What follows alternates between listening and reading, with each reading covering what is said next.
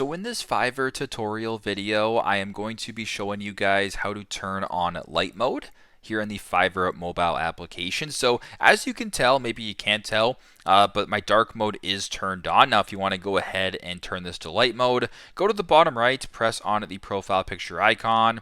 Once you're on this page right here, I want you to go to where it says settings and then press preferences, and then go ahead to where it says appearance.